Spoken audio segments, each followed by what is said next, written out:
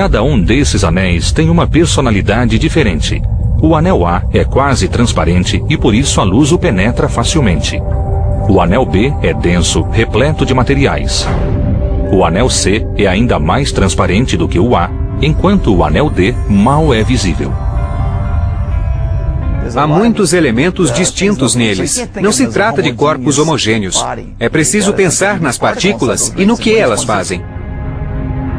São essas qualidades distintas que percebemos como cores, formas e sombras que compõem os anéis de Saturno.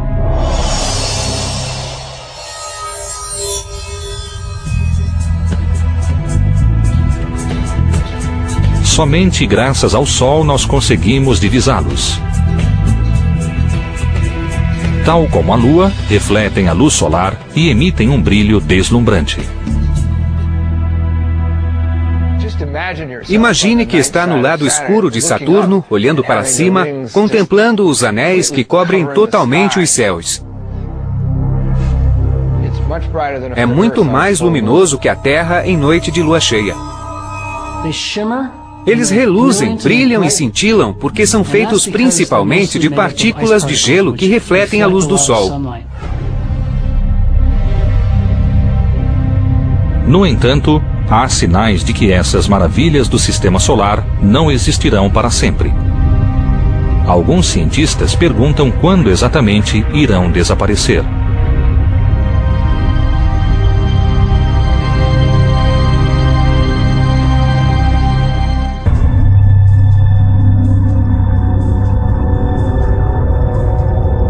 Apesar de todo o conhecimento já acumulado, os anéis de Saturno continuam um mistério.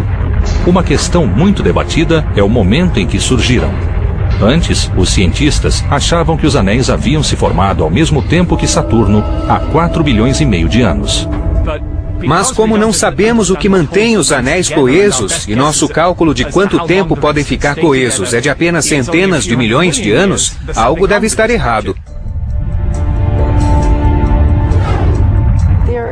Há indícios de que tem no máximo algumas centenas de milhões de anos. Esses indícios se baseiam em estimativas de quanta erosão ocorreu nos anéis, porque tempestades de micrometeoritos, corpos minúsculos, partículas, descem em velocidade imensa, atingem os anéis e provocam erosão. Netuno, Urano e Júpiter também têm anéis, mas são esparsos e indistintos. Os de Saturno são brilhantes e nítidos. Por isso, os cientistas acreditam que não sofreram muita erosão e que são relativamente novos. Mas, com essa erosão gradual, Saturno perderá seus traços mais deslumbrantes? A ideia é que após um longo período de tempo, o material pode ficar tão pequeno que pode ser energizado, adquirir uma carga na magnetosfera de Saturno e depois desaparecer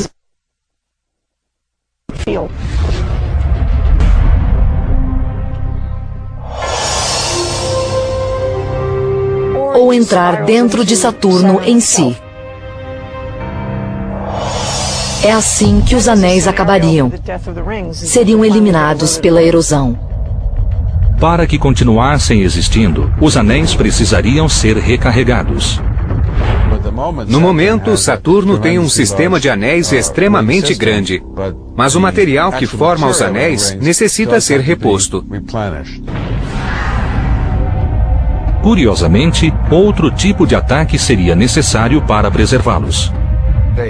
Eles precisam ser renovados por um cometa errante que colida contra eles e se agregue à massa dos anéis. Mas essa questão ainda está em discussão. O debate continua em torno de teorias sobre quando os anéis desaparecerão. Em centenas de milhões de anos, talvez bilhões de anos.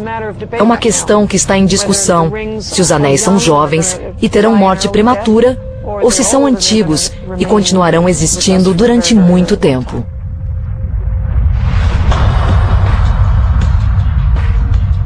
Das 48 luas de Saturno, algumas são pequenas, chamadas pastoras, e por um bom motivo. Sua atração gravitacional ajuda a conservar os anéis ao armazenar partículas. Os especialistas estão interessados na complicada coreografia entre as luas e os anéis de Saturno. O sinuoso anel F é especialmente intrigante. Há 2 satélites, um de cada lado, Prometeu e Pandora.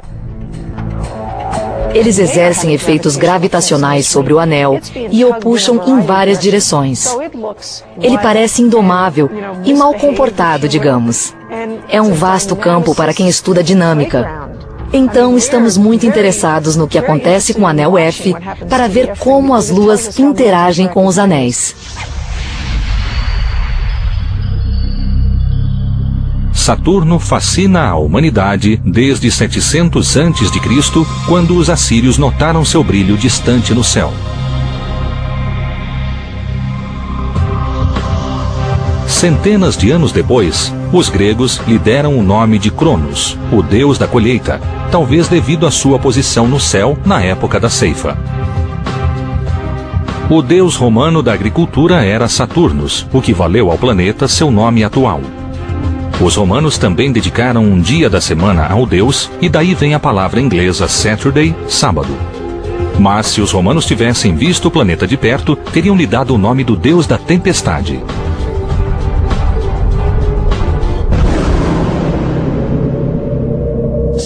Saturno é um lugar indômito e sempre em mutação.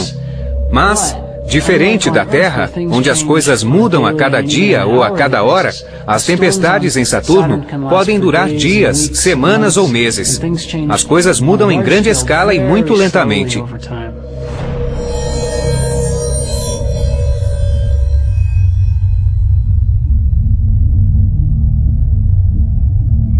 A descoberta dessa atividade violenta em Saturno foi uma surpresa para os cientistas.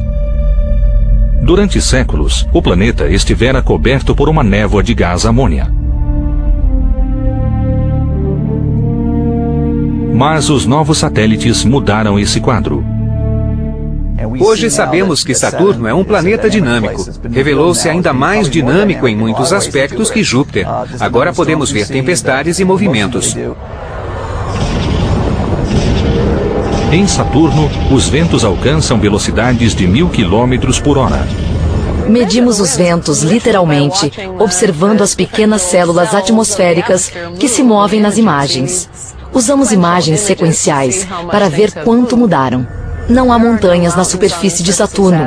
Então, observamos as nuvens para ver com que rapidez evoluem e mudam para medir os ventos. Explorações recentes revelaram outros fenômenos ainda não explicados. Vemos aspectos como nuvens, redemoinhos, grandes nuvens de material, como vemos em Júpiter. E vemos muitas tempestades ovais, muitas mesmo. De fato, há uma latitude no hemisfério sul, onde muitas tempestades ocorrem em torno de uma faixa. Nós vimos quando foram criadas e vimos quando acabaram por fusão. Os cientistas chamaram a área de Beco da Tempestade, nome de uma região do meio-oeste americano conhecida pelos violentos temporais. Eles acham que há relâmpagos em Saturno, embora nunca os tenham visto. Há um motivo técnico para isso. Para ver os raios, é preciso ir para o lado escuro, porque a luz que emitem não é muito forte. É preciso escuridão. Mas o lado escuro de Saturno é muito luminoso devido à luz dos anéis que brilham nessa região noturna do planeta. Então, é muito difícil diferenciar raios de pequenas nuvens. O clima turbulento de Saturno revelou mais uma surpresa. Dessa vez, gigantesca. Uma das tempestades mais estranhas em Saturno foi uma espécie de furacão encontrado no Polo Sul. Era ainda maior que os Estados Unidos. A grande mancha vermelha em Júpiter não é exatamente um furacão, porque não tem olho nem centro. Mas a tempestade do Polo Sul de Saturno tem as características de um furacão terrestre, incluindo o olho, o único caso encontrado em outro planeta. Não sabemos se é um furacão em todos os sentidos, como os aqui da Terra. Mas sua morfologia lembra muito a de um furacão. Foi muito empolgante para todos. Até nós ficamos surpresos. Podemos ver o olho do furacão como acontece na Terra. Podemos penetrar mais a atmosfera de Saturno do que antes. Trata